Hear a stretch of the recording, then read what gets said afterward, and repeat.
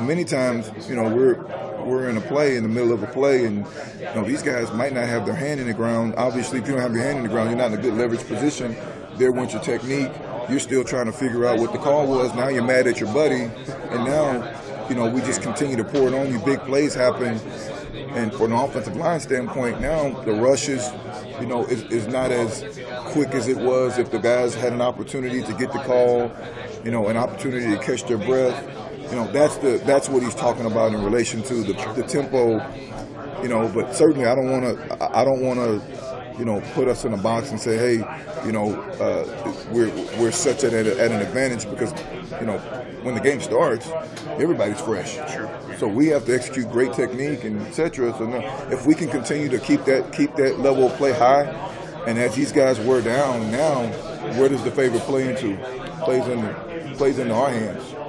And then that's what he was talking about, being able to bury people and put people in the deep end of the pool without having a life vest. I guess with that in mind, how important have these last 2 months been in terms of conditioning and whatnot for your offense? Extremely important. Yeah. Extremely important. And how have they come with that? They've come great. Everything that we've asked these guys to do, they've done. Everything. To the T. It's they crazy. Seem hungry. They seem like I can't even. I'm not. Some of you guys know me, but I'm not one to just kind of fabricate stuff. I know you are. But these guys have done everything that we're asking them. Everything from obviously going to class to being here on time or being there on time. If you can't make it because of class conflicts, they're calling and texting you and saying, "Hey, coach." Just accountability. The best ability is accountability, and they've been awesome. So, I'm really excited about what that looks like in terms of the on-the-field play. Because there's this term I like to call, it's called spillover. If you do things the right way in this area of your life, they tend to create habits, and they affect other areas of your life, and they spill over into other areas of your life. So therefore, if we have guys that can go to class and be in class on time, if we have guys that are doing the small things the correct way, then that translates to them being accountable on the field as well. What does that say to you or mean to you when you see these guys? You say they've done everything. What does that say to you? That says to me that they're ready for the new beginning that our staff has brought. They're open and anxious and ready to go. And I'm going to just be honest with you, it wasn't like that at UCF.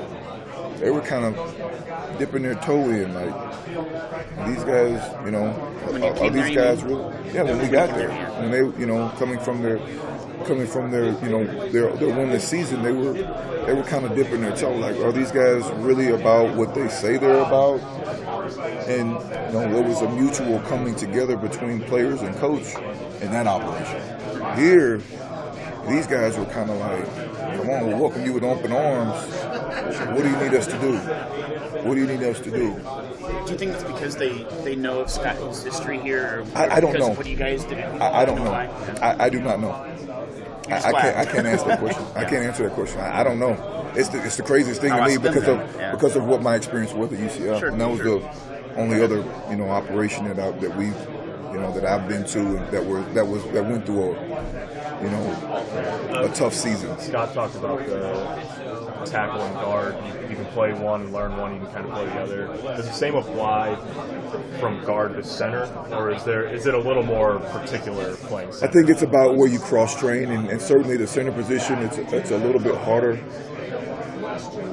or a little bit more challenging because you do have more responsibility in terms of making calls.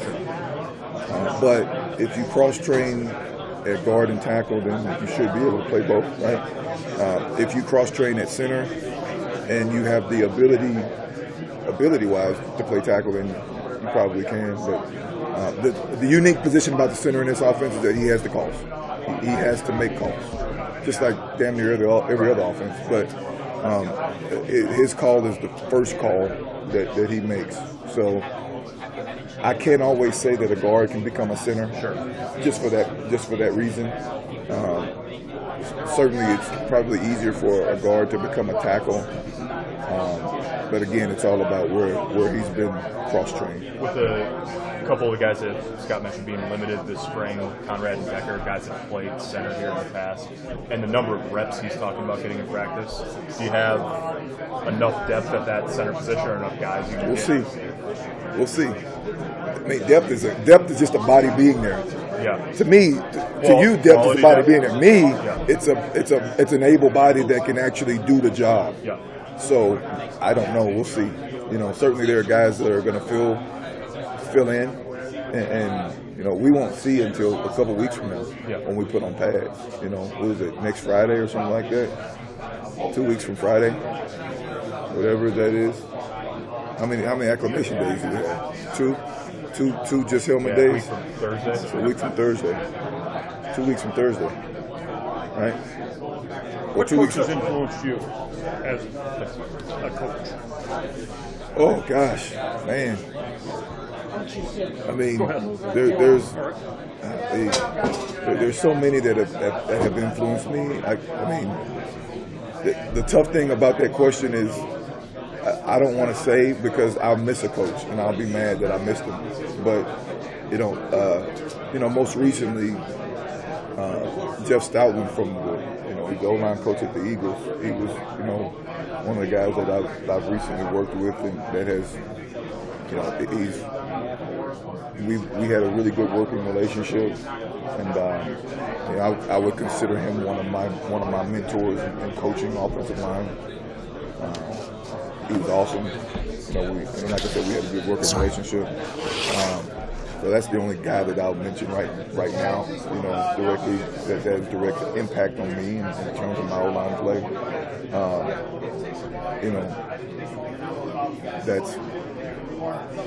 There have been a lot of coaches from high school all the way up, really junior high all the way up that have played a part in Greg Austin being the coach that he is and the man that he is today. So I could go on and on. I might, I might need to write them down, to be honest with you, so that when you ask me that question again, matter of fact, ask me that question again, I'll come with a list of guys, just so I don't leave anybody out. I feel really bad leaving somebody out. What's the appeal for you coaching? The guys.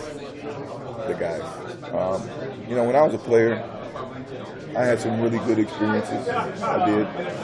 And then I had some not so good experiences. I did. And some of them were controllable in terms of the coaching staff, and some of them weren't.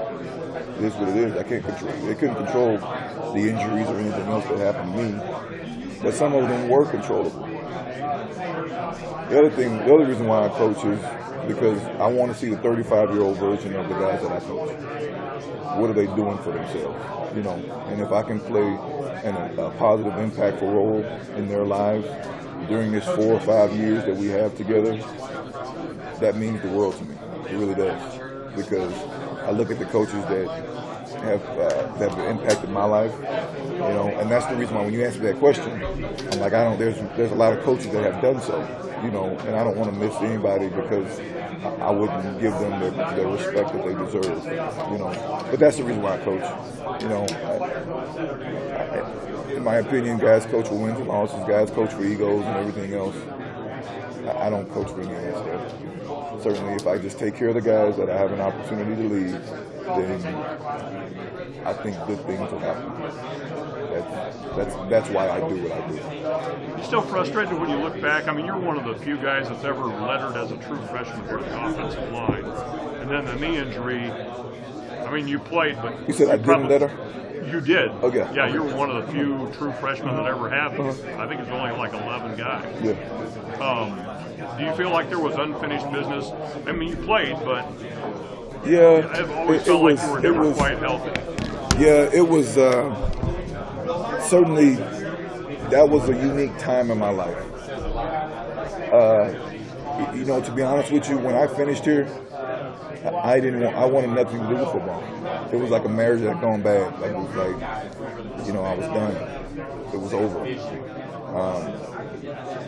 But the reason why I got back into coaching was because, again, it was a marriage that had gone bad, and I really loved it. One of those kids, I really loved the game of football.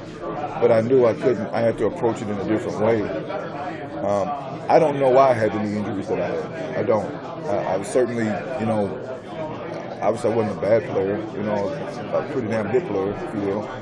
But I think that everything happens for a reason. I don't know if I'd be the coach that I am today if I had a really good career here and got everything that I wanted. I probably needed to have that knee injury in order to humble myself and struggle, so to speak, in some cases, to play the game of football. You know, I was dedicated to the game, dedicated more so in my career. When I played as a true freshman, it was more dedication to myself. When I played after that, trust me, it was dedication to the guys to the right and to the left of me. Because if it was just for myself, I would have quit a long time ago. But it made me appreciate being a part of a team, being a part of something that was bigger than myself, and that's what drove me to do what I did when I played. So, I would do it all over again. To be honest with you, I would do it all over again. I would go through every single day and go through, you know, obviously the rehab and the injuries and everything else again.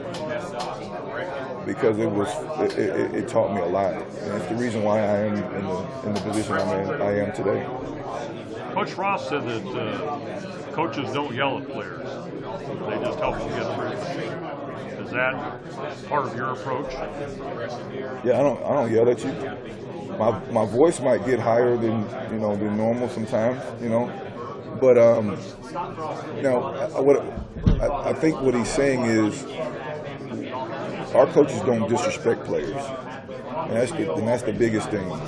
In coaching, sometimes guys attack the guy, not the situation.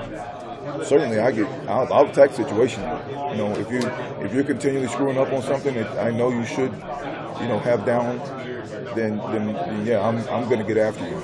Certainly.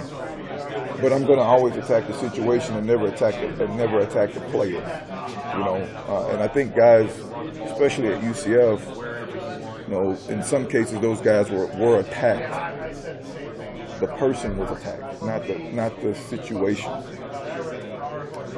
Football is a game of mistakes. There's mistakes that are going to happen every single play. In order for a play to work, somebody had to make a mistake, correct? So therefore, we have to coach through the mistakes. You have to coach through the mistakes. And in the process of coaching through the mistakes, you teach them, and then you move on. And you have to attack the mistake, attack the situation, but never attack the player. And I think that's what he's more or less talking about is, we don't yell at players. Certainly, I'll yell at a guy if he's doing the wrong thing. I'll certainly yell at him if he's playing below a standard that I know he can play to. Certainly, yeah, absolutely. But I'll never attack him as a person.